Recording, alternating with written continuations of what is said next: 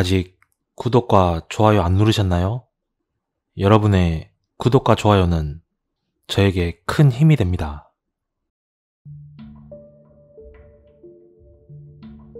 10년이 지난 일인데 아직도 그때를 생각하면 사실 무섭다. 때는 20살.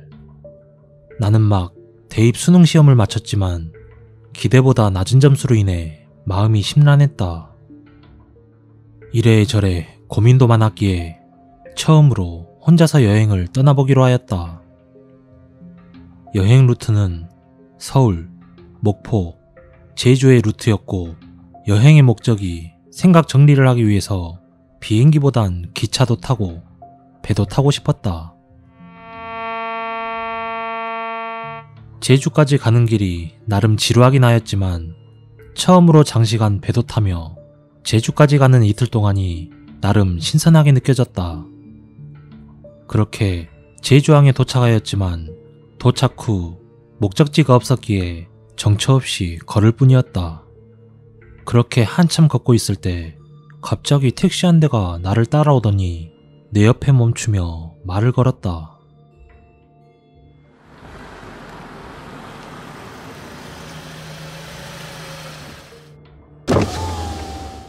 학생, 어디가?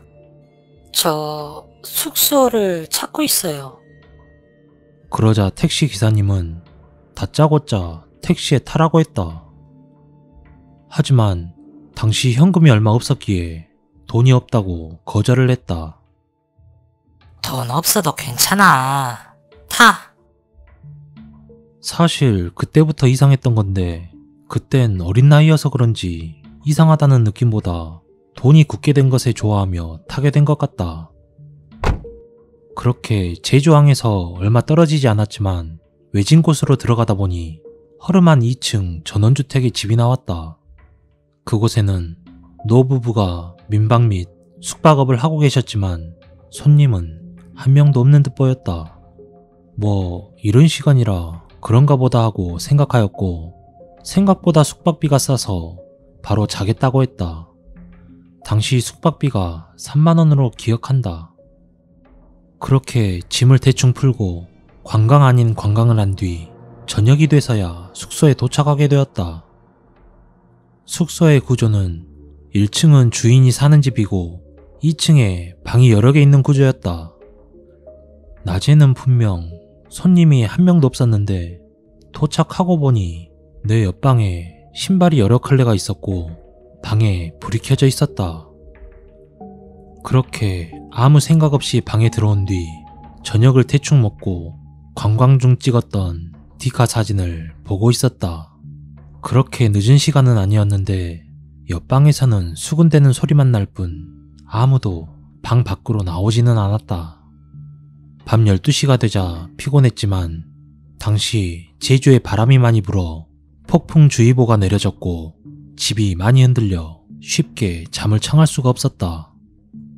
억지로 잠을 청하려던 찰나 학생, 자? 할아버지가 방문을 노크하며 내가 자는지 물어보았다. 아니요, 아직 안 자요. 얼른 자. 그러더니 다시 1층으로 내려가셨다. 잠을 자려 했으나 매섭게 부는 바람 때문에 도저히 못 자고 TV를 틀고 방송을 봤다. 그렇게 새벽 2시가 되었다. 학생, 자? 다시 한번 나에게 물어본다. 아니요, 잠이 안 와서요. 안 자요. 그러자 할아버지는 얼른 자야 한다고 말씀하시고는 내려가셨다. 그렇게 새벽 4시. 학생, 자? 아니요, 아직... 말이 채 끝나기도 전에 잠긴 문고리가 심하게 흔들리며 할아버지가 화를 냈다. 왜? 아직도 안 자? 왜 안 자? 얼른 자! 이때 집안의 창문은 바람으로 심하게 요동쳤고 난 뭔가 잘못됐다라는 걸 직감했다. 네, 잘게요. 알겠어요. 난 대답 후 불을 끈 뒤 자는 척을 했다. 그리고 얼마 지나지 않아 나는 몰래 짐을 챙겨 거기를 나오게 되었다. 그때까지도 옆방은 불이 켜져 있는 채 아무도 나오지 않고 있었다. 나는 무서운 마음으로 제주항까지 바람을 뚫고 걸어 나왔다. 그런데 내 뒤에서 주인 할아버지가 나를 따라오는 것이었다.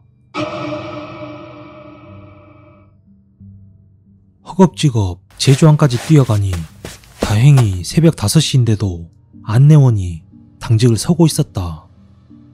난 안도를 하며 직원에게 목포든 부산이든 제일 빠른 배가 언제냐 물어보았다. 바람이 심하게 불어 배가 들어올 수도 나갈 수도 없어요. 안내원이 당황하며 말을 했다. 이 말을 들은 뒤 망연자실했지만 밝은 형광등이 비추기에 안심하며 대기석에 풀썩 앉아버렸다. 마침 할아버지도 나를 뒤따라 항구에 도착하였고 내 옆에 따라 앉았다. 학생, 말도 없이 그렇게 가면 어떡해. 하루 더 묵고 가. 아니에요. 가봐야 해서요. 문득 할아버지가 왜 나를 따라왔는지 궁금해졌다. 할아버지는 근데 왜 이렇게 일찍 나오셨어요?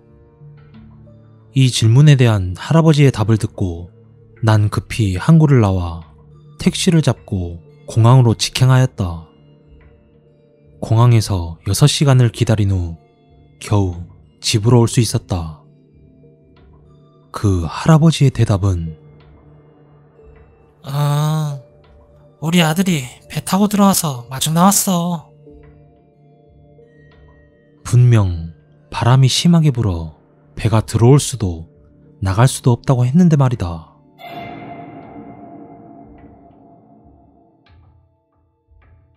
그때 옆방의 존재 그리고 할아버지의 의도에 대해서는 아직까지는 의문이다.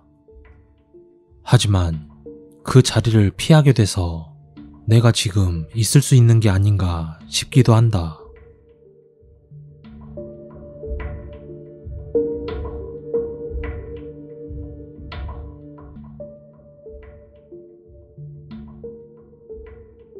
영화 DI를 본 사람은 있을 것이다.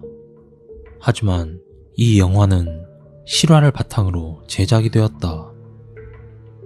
1989년 태국 소녀 링은 안과에서 각막 이식 수술을 받았다. 그때 각막을 기증한 사람은 극단적 선택을 한 유명한 무당이었다. 무당은 당시 태국에서 세 손가락 안에 들어가는 무당이었지만 알 수 없는 이유로 극단적 선택을 했다. 소름 돋는 일은 무당의 시신을 목격한 많은 사람들이 심장마비로 사망했다. 목격하고도 살아남은 사람들은 무당의 시신을 악령의 모습이었다며 두려워했다. 이런 사실을 몰랐던 링은 각막 이식 수술을 무사히 마치고 퇴원하여 집으로 돌아오게 된다. 그러던 어느 날 집 앞 공원에서 산책을 하던 링은 한 그네에서 피투성이의 하이힐을 보게 되었고 잠시 후에 놀이터의 한 여성의 하이힐과 일치함을 보게 된다. 알 수 없는 섬뜩함을 느낀 링은 어머니에게 이 사실을 이야기하고 어머니는 각막 이식 후에 일어나는 스트레스성 외상이라 여기게 된다. 그리고 3일 후에 우연히 공원을 지나던 링은 살인사건으로 변사체가 된 여성 시체를 발견하게 된다. 그 변사체는 바로 며칠 전 자신이 보았던 피투성이 하이힐의 주인이었고 자신이 보았던 장면과 똑같이 피 묻은 하이힐이 널브러져 있었다. 이날 이후로 링은 자신이 죽음을 미리 알 수 있는 힘을 갖게 된 것을 알게 되고 엄청난 공포감과 함께 두려움을 갖게 된다.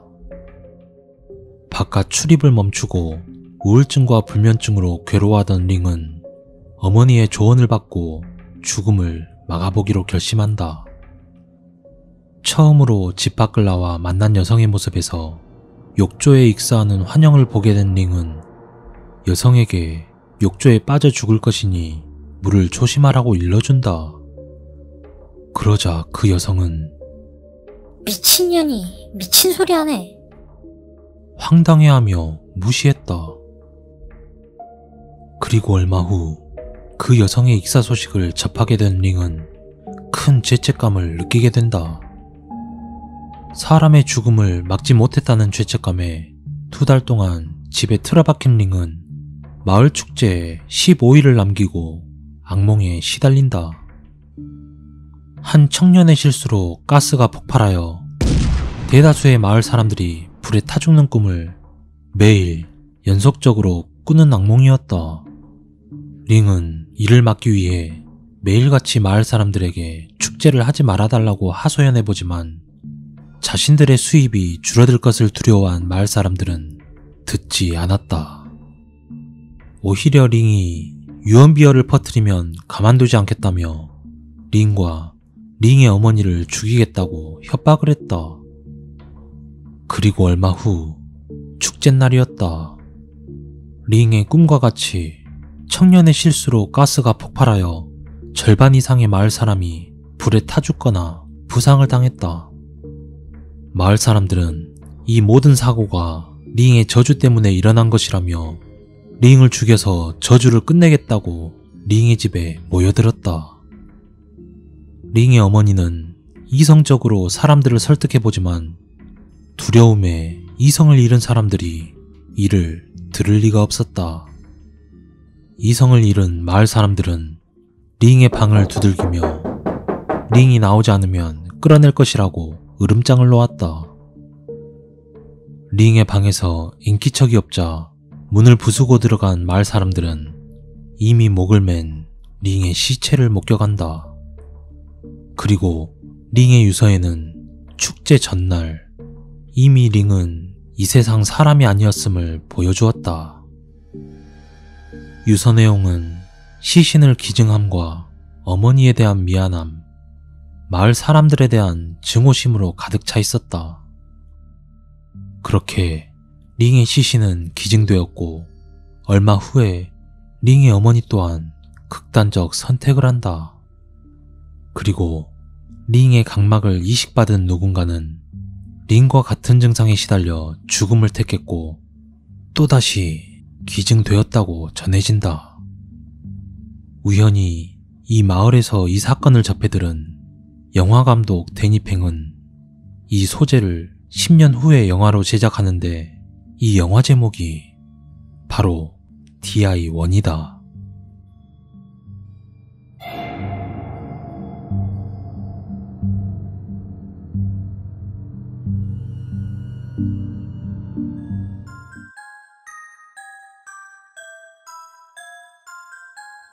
여자 혼자 사는 사람들은 집 보러 부동산 갈 때도 혼자 가지 말고 남자나 어른과 같이 가라는 말 한 번쯤 들어봤을 거야. 당시 나는 자취 경험도 많았고 집 보러 부동산 다녔을 때 부동산 쪽에서 배려를 해준 건지 모르겠지만 젊은 여자 중개사가 같이 다녔기에 그런 말을 들어도 다 무시했었어. 난 2년 동안 살던 집에 더 살아도 문제는 없었는데 막연히 새 집에 가고 싶다는 생각에 혼자 집을 보러 다녔고 그날 갔던 부동산에서는 남자 중개사가 같이 다녔었거든. 거기는 원룸인데 내가 원래 보려고 했던 방이 아니었고 다른 방이 이사를 나갔다고 해서 다른 방으로 보러 갔었어. 그 방에 도착하니 건물주가 직접 청소하고 정리를 하고 있었어. 나이는 한 50대로 보이는 아저씨였어. 중개인과 같이 인사를 하고 5층에 있는 방을 봤는데 방이 너무 깔끔하며 예쁘고 인테리어와 가구의 배치도 너무 예뻤지. 층간소음이 상대적으로 덜한 꼭대기층이기도 했고 제일 중요한 가격마저 저렴했던 거야. 근처 다른 곳의 평균보다 보증금이 300 가까이 낮았거든. 이렇게 예쁘고 싼데 당연히 계약해야지 싶어서 그 자리에서 그냥 바로 결정했어. 그리고 이사하기 전에 한 번 더 방을 보러 갔을 때도 건물주가 건물에 있는 거야. 난 건물주가 같이 사는 곳은 좀 껄끄러워서 부동산에 물어봤더니 그건 아니라고 했어. 건물 보수 작업을 할 때 건물주가 직접 한다는 거였지.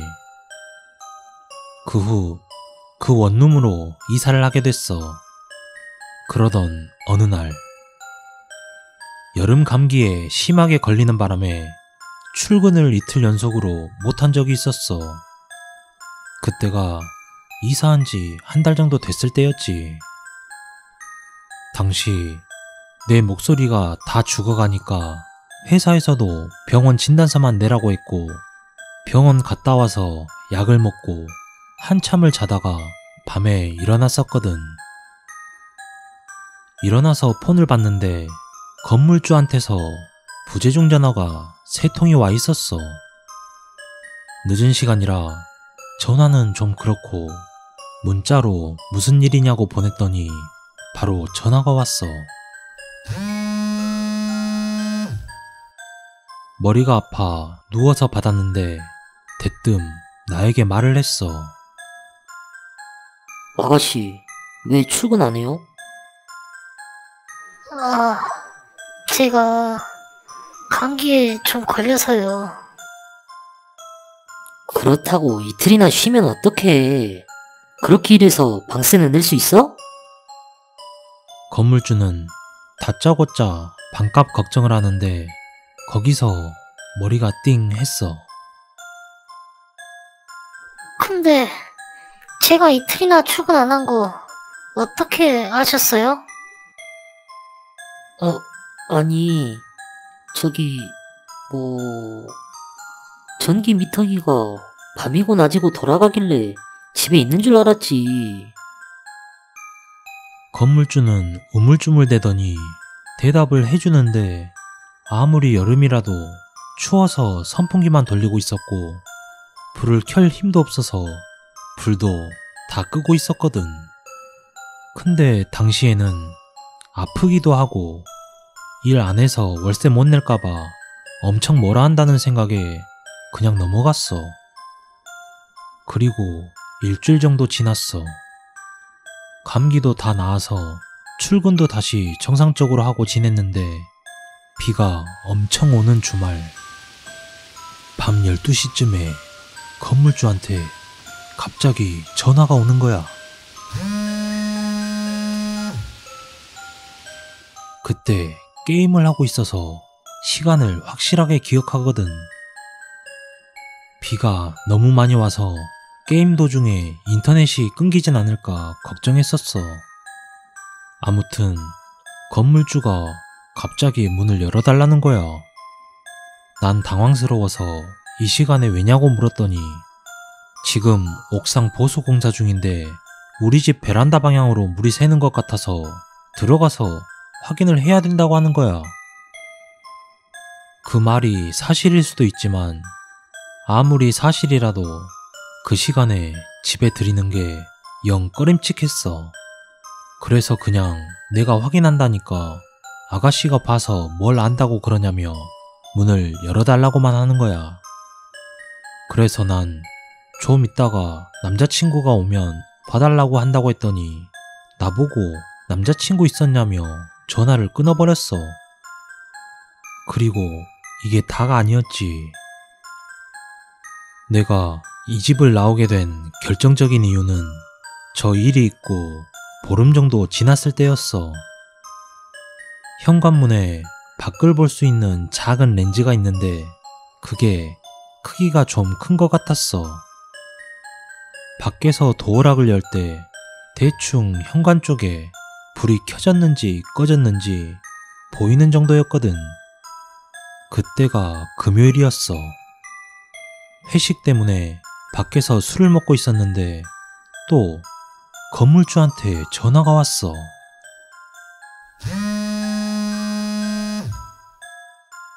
아가씨, 전기 아까운 줄 모르고 왜 불을 켜놓고 다녀? 제가 아침에 급하게 나오느라 불을 켜놨나봐요. 난 대답하면서 엄청 소름인 게 건물 밖에선 우리 집 불이 켜져 있는지 안 보이거든. 그리고 항상 암막 커튼을 쳐놓고 다녔기에 건물 밖에서 볼 수 있는 창문은 방과 화장실이 전부였고 그냥 화장실 불을 켜놨나 보다 했었어.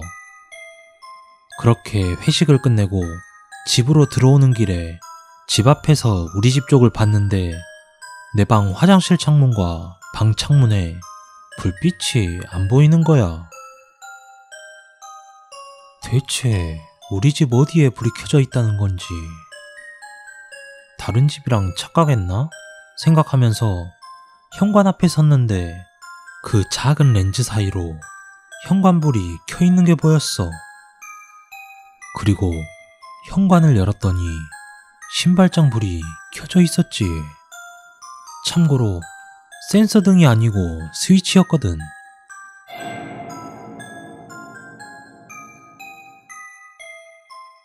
그날은 무서워서 도저히 집에서 못 자겠다 싶어 조금 멀리 사는 친구 집까지 가서 자게 됐어.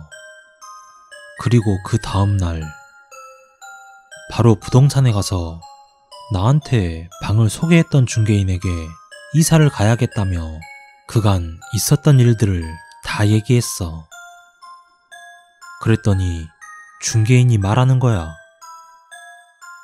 참, 그 방이 참 예쁘고 좋아서 주로 여성분에게 소개를 하는데 이상하게 전부 계약 만료가 되기도 전에 이사를 나가네요. 그나마 제일 오래 사신 분이 5개월 정도 됐었다고 해. 근데 이렇게 구체적으로 말을 안 하고 건물주 욕만 하면서 나가버리는 바람에 이유를 몰랐다고 해. 처음 중개인과 같이 봤을 때는 정말 젠틀하고 인상 좋아 보이는 동네 아저씨였거든. 그렇게 나는 3개월 살다가 이사를 나가게 됐어.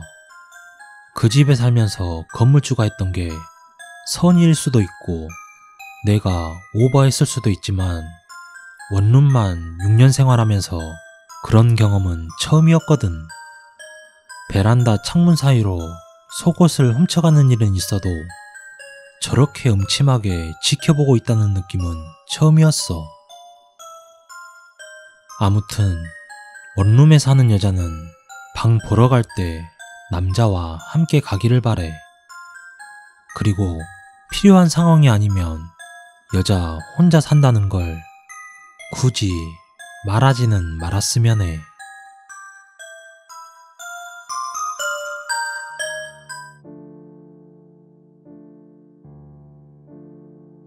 지금으로부터 몇 년 전,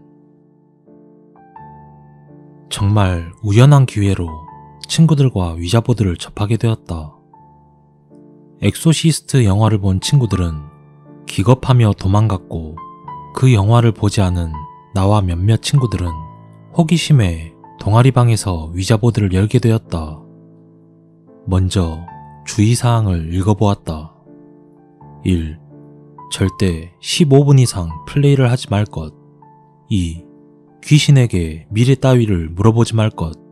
3. 게임 종료 시 귀신의 동의를 구할 것. 4. 귀신이 게임 종료를 거부한다면 계속 플레이를 해야 한다. 무슨 불이익을 당할지 모른다. 5. 귀신이 게임 종료를 거부했을 시 설득을 해라. 간단한 게임 방법에 나와 친구들은 괜찮다 싶어 바로 게임을 시작했다. 하지만 친구 중 한 명은 무섭다며 게임에 참여를 안 했고 남은 3명이 말판 위에 손을 올려놓았다. 그리고 게임을 진행하기로 했던 A가 게임을 시작했다. 거기 계십니까? 우리가 만난 귀신은 미국 출신의 11살짜리 꼬마애였다. 우리는 말판이 움직일 때까지도 말판 어딘가에 트릭이 있겠지 하며 게임을 진행했다. 왜 죽었는지, 무슨 원한이 있어 구천을 맴도는지, 서양 귀신이 어떻게 동양까지 왔는지 이런 걸 물어봤다. 말판은 빠르진 않지만 느리지도 않은 속도로 A의 질문에 대답을 했다. 하지만 문장을 만들어내는데 시간이 오래 걸렸고 10분이 지났을 때였다. 게임에 참여하고 있던 B의 핸드폰이 울렸고 B는 순간적으로 손을 떼어 핸드폰을 받았다. B는 위자보드의 게임 규칙을 어기게 된 것이다. 그때까지 우리는 그냥 실실 웃으며 넌 이제 큰일 났다며 놀리기 시작했다. B는 잠시 당황하다가 쉬익 웃으며 동아리방을 나갔고 나와 A는 B가 나간 뒤 우리도 이제 바쁘니 다음에 다시 보자며 귀신에게 동의를 구했다. 그러자 귀신은 간단히 굿바이를 해주었고 나와 A 그리고 구경하고 있던 C는 별거 아니라며 게임을 접게 되었다. 그러나 문제는 거기서 끝나지 않았다. 게임 규칙을 어겼던 B의 어머니가 갑작스런 심장 발작으로 돌아가셨고 B가 어머니의 장례식을 끝내고 돌아오는 길에 교통사고가 나 전치 3주의 병원 신세를 지게 되었다. 그때서야 나와 친구들은 위자보드의 규칙이 생각났고 B의 병실에서 다시 위자보드 게임을 시작했다. 처음 게임에 빠져 있었던 C는 만약을 대비해 게임에 참가하지 않았고 그때 그 멤버 그대로 3명이서 게임을 시작했다. 그리고 A가 게임의 시작을 알렸다. 거기 계십니까? 귀신은 게임을 시작하자마자 예스로 대답했고 빠르게 말판을 움직여 글씨를 만들어냈다. 날 무시해서 화가 났다. 나와 친구들은 깜짝 놀랐다. 그리고 A가 대답했다. 절대 널 무시한 게 아니야. 우리는 이 게임이 정말 장난인 줄 알았어. 근데 정말 B의 어머니를 너가 죽인 거야? 귀신은 잠잠히 있다가 노를 대답했고 또 하나의 문장을 빠르게 만들어냈다. 그건 우연일 뿐. 그럼 B의 사고는 너가 유도한 거야? 그러자 귀신은 예스라 대답했고 자기는 다른 귀신들보다 정이 많아 그 정도만 했다면서 감사히 여기라는 문장을 만들었다. 문장을 만들어내는 시간이 길어서 얼마 물어보지도 않았는데 게임을 시작한 지 벌써 15분에 가까워졌다. B의 일로 규칙을 머릿속에 인식시키고 있었던 탓에 15분을 넘기지 않기 위해 굿바이를 요구했지만 귀신은 당연히 노를 외쳤다. 나와 친구들은 애원하며 사정했고 귀신은 머뭇거리더니 킬이라는 단어를 만들어내는 것이었다. 죽여버리겠다고? A가 기겁하며 물어보자 자기하고 놀아준다고 했으면서 금세 가버리는 게 어디 있냐며 대답했다. 그리고 시간은 15분을 넘어섰다. 한 번 사고가 난 B는 울며 불며 우리가 아니어도 너와 놀아줄 사람은 얼마든지 있고 정말 우리는 너가 무서우니 한 번만 우리를 봐달라고 애원을 해댔다. 그러자 귀신은 가만히 있더니 결국 굿바이를 시켜주었다. 그 후로 위자보드를 버리려고 해봤으나 함부로 하면 또 보복이 온다고 하여 관심 있어 하던 선배에게 넘겨버렸다. 물론 그 선배도 일주일 후 다른 사람에게 넘겼다고 한다. 그때 당시 나와 그 친구들은 울고 불며 공포감에 사로잡혔다. 11살짜리 꼬마애가 얼마나 무서웠는지 게임을 하던 그 20분간의 그 시간 동안 생사를 왔다 갔다 하며 공포에 덜덜 떨었다. 위자보드. 우연이라도 접하지 말길 바란다. 혹시나 접하게 되더라도 절대 플레이를 하면 안 된다.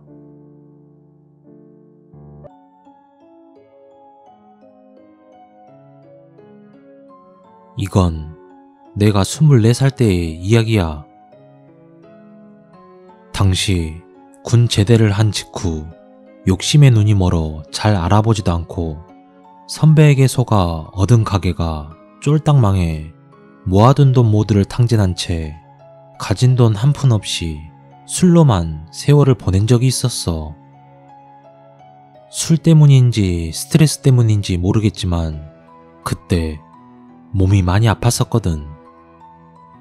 여러 가지 이유로 잠을 이루지 못하던 날들이 수두룩했는데 가장 큰 이유는 몸이 너무 아파서였지. 증상은 머리가 어지러우며 가슴은 누군가 짓누르는 듯이 무겁고 답답하고 마치 거인이 내 몸을 통째로 움켜쥐고 으깨는 듯한 아주 심한 몸살 같은 증상이었는데 이대로 잠들어 버리면 죽을 것만 같은 막연한 두려움이 들 정도로 아팠어. 진통제도 듣지 않을 정도의 고통이었으며 통증을 이겨보려 술을 마시고 억지로 잠이 들면 30분도 채 잠들지 못하고 깨곤 했어. 그리고 그 잠깐 사이에도 찾아오는 악몽과 가위들로 식은땀으로 흠뻑 젖은 채 깨는 날이 많았어. 그 당시 차라리 죽는 게 편하겠다 싶을 정도로 몸도 마음도 지쳐가고 있었지.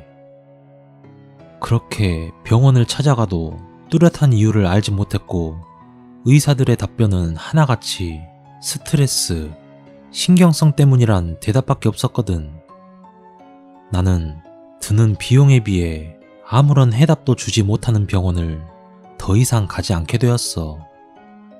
이런 나를 보다 못한 어머니는 어느 날 어딘가 다녀오시더니 새벽까지 혼자 앓고 있던 나를 불러냈어. 대문 앞에 있는 수도가에 무릎을 꿇고 앉으라고 하시더니 부엌에서 무언가를 가지고 나오셨지.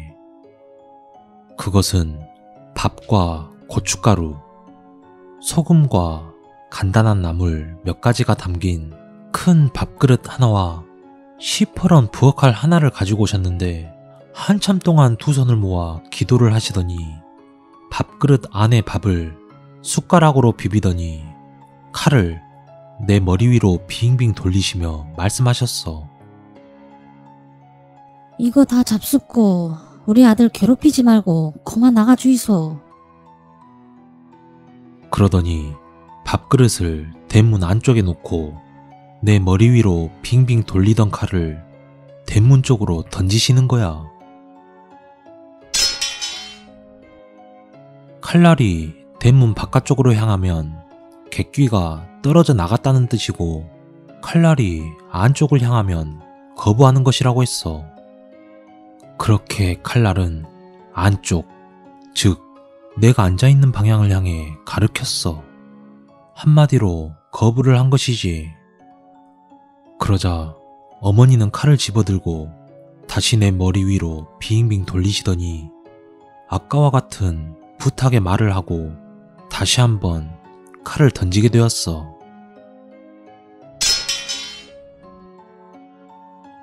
하지만 칼날은 다시 안쪽을 가리켰지. 나는 어디서 배워온 방법인지 모르겠지만 웃기면서 믿기지도 않고 나중에는 짜증이 나기 시작했어. 무슨 동전 던지기처럼 확률상 몇 번 던지면 안쪽이 나오지 않을까 싶었지. 나는 한숨만 내쉴 수밖에 없었어. 그러나 시간이 갈수록 한숨은 오싹함으로 변하기 시작했지. 아무리 던져도 칼날은 절대 바깥쪽으로 향하지 않았어. 좌, 우, 어느 방향도 가리키지 않고 칼날은 오로지 집 안쪽 방향, 나를 향했지. 그렇게 대여섯 번쯤 던지고 난 후 계속 칼날이 내 쪽으로 향하자 어머니는 부탁의 말투가 아닌 단호한 말로 객귀에게 나가기를 명령하셨어. 밥 먹고 좋은 말로 할 때 우리 집에 있지 말고 다른 데로 가라. 그러자 칼날은 아까와 다르게 심하게 요동을 치며 땅바닥에 떨어졌어. 그러나 칼날은 여전히 나를 향했지. 그렇게 30번을 넘게 던졌지만 칼날은 계속 내 쪽으로 향했어.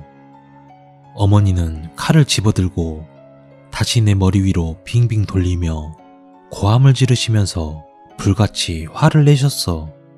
내 평생 그렇게 화를 내시던 어머니의 모습은 처음 봤던 것 같아.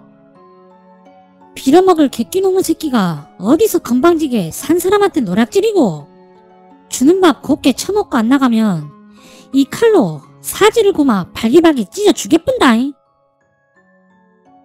그리고 어머니는 내 머리 위를 바람을 가르듯 휘두르더니 칼을 던지셨어. 그런데 칼날은 한참 빙글빙글 돌더니 바깥쪽을 향했어. 그러자 어머니는 안도의 한숨을 내시더니 밥그릇에 담긴 밥을 대문 밖에 있는 구석에 쏟아붓고 소금을 한 주먹 쥐고 와 집안 곳곳과 내 몸, 대문 밖 골목에 두루두루 뿌리시며 다시는 오지 말라고 한마디 하시더니 나보고 들어가서 자라고 말씀하셨어. 그날 이후로 이유를 알 수 없던 통증은 진통제나 술을 먹으면 견딜 수 있을 정도로 완화되었고 잠도 편하게 서너 시간씩 푹 잘 수 있을 만큼 호전되었어. 그리고 2주 정도 지난 후에는 친구의 소개로 회사에 입사하게 되었는데 완쾌까진 아니지만 일에 지장을 받지 않을 정도로 좋아졌어. 나중에 어머니께 무슨 일이냐고 물으니 어머니가 어렸을 적 아팠을 때 외할머니께서 어머니께 했던 방법인데 외가 동네에 오래전부터 전해진 객귀, 즉 잡귀를 쫓는 방법이라고 하셨어. 그런데 이게 알고 보니 일종의 플라시보 효과를 기대하는 요식적인 행위였다는 거야. 그런데 칼을 30번 넘게 던졌는데도 단 한 번도 방향이 바뀌지 않았던 건 단순한 우연이었을까? 아니면 나에게 진짜 무언가 붙었던 것이었을까?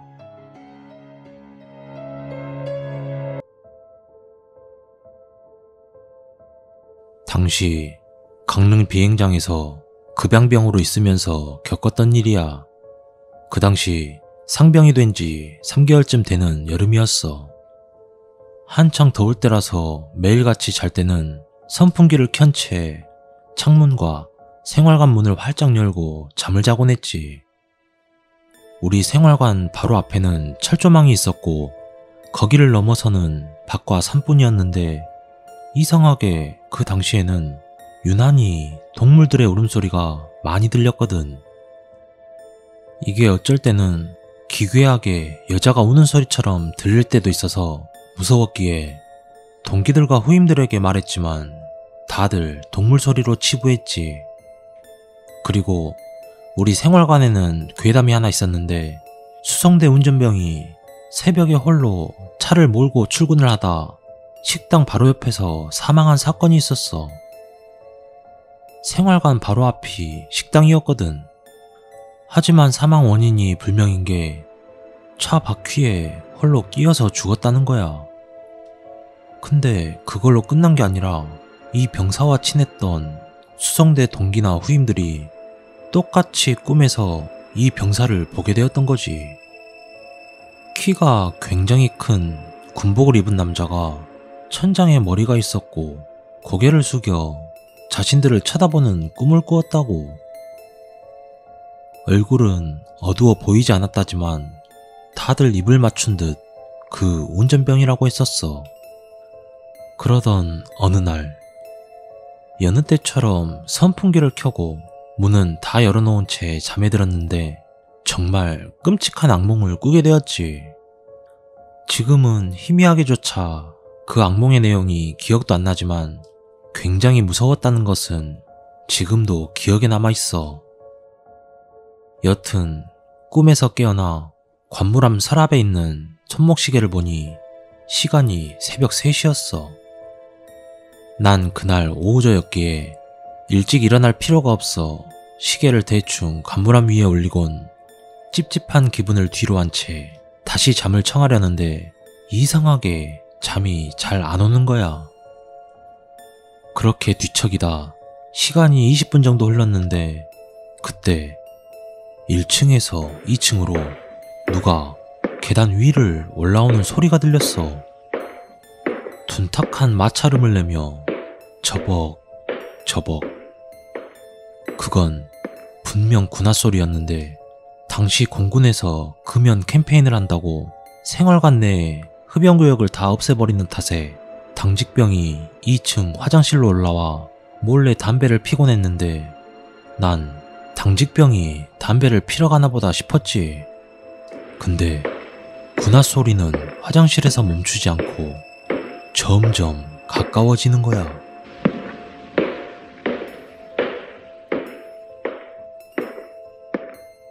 내 생활관이 중앙 계단을 기준으로 2층, 좌측 맨 끝에 있는 8생활관이었는데 우리 생활관에는 당직도 없고 당직병도 아니어서 옆 생활관 가나 싶었는데 내 생각과는 다르게 군화 소리가 점점 가까워지더라고. 난 의아했지만 본능적으로 소름이 돋기 시작했어. 근데 누군지 너무 궁금했지. 그래서 문 쪽으로 몸을 돌려 실눈을 뜨고 자는 척을 했어. 그날도 역시 문을 열고 잤었거든. 이윽고 가까워진 군화 소리는 결국 우리 생활관 앞에 멈추었어. 얼굴은 보이지 않았지만 아무리 봐도 처음 보는 사람이었거든. 키는 170 정도 되는 왜소한 체형의 군복을 입은 사람이 열려진 문 앞에서 가만히 서 있는 거야. 하지만 이상한 건 그 다음부터였지.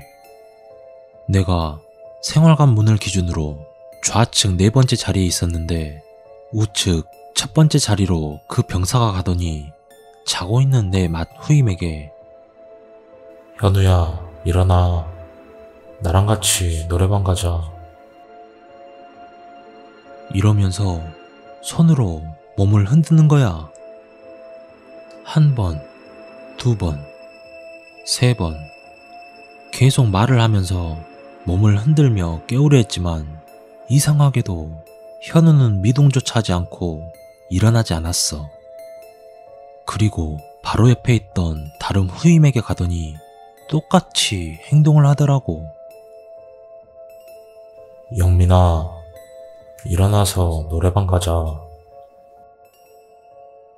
그러면서 손으로 몸을 흔드는데 역시 영민이도 일어나지 않는 거야. 그렇게 반복하면서 우측 4번째 자리까지 왔는데 발에서부터 소름이 쫙 돋으며 이건 절대로 사람이 아니라는 생각이 강하게 들기 시작했는데 너무 무서워 실눈만 뜨고 가만히 있었어. 그리고 내 차례가 되었지. 난 조마조마하는 마음으로 가만히 있었는데 이상하게 나는 손으로 흔들지도 않고 가만히 쳐다보기만 하는 거야. 마치 너 안 자는 거 다 안다는 듯이 말이야. 그렇게 3분 정도 가만히 있다 나를 건너뛰고 내 옆에 있는 동기에게 노래방 가자고 말을 하며 손으로 몸을 흔들었지만 역시나 아무 미동도 하지 않은 채 일어나지 않았어. 나는 너무나 무서워 결국 눈을 질끈 감았지. 빨리 이 시간이 지나가기를 기다리면서 말이야. 그리고 우측에 있던 동기들의 순서가 모두 끝나자 그 병사는 아무 말 없이 둔탁한 마찰음을 내며 밖으로 나갔어. 그리고 복도에서 울리던 군화 소리가 더 이상 들리지 않자 난 안도의 한숨을 내쉬며 눈을 떴지. 근데 그 병사는 마치 이 순간을 기다렸다는 듯이 문 앞에서 가만히 서 있었던 거야. 몸을 내 자리 쪽으로 향한 채로 말이지. 지금 생각하면 미친놈이구나 싶은데 그땐 진짜 너무 무섭더라고. 극심한 공포감에 벌벌 떨고 있었는데 그때 귀에서 나지막한 소리로 그 병사가 나에게 말을 했어. 이 새끼 안 자는 것 같은데? 너무나 무서웠지만 이대로는 안 되겠다 싶어 이불을 걷어차고 일어났어. 그런데 이상하게 그 자리엔 아무도 없었어. 마치 아무 일도 없었다는 듯이. 난 이게 꿈인가 싶어 관물함에 대충 놔둔 시계를 봤는데 3시 30분을 가리키고 있었어. 시계도 그 자리에 있었고 만약 가위를 눌렸으면 몸을 움직이지 못했을 텐데 분명 움직일 수 있었거든. 그날 아침 후임들과 동기들에게 너네 어제 귀신 못 봤냐고 물어보니 다들 믿지도 않고 오히려 거짓말하지 말라며 비웃었어.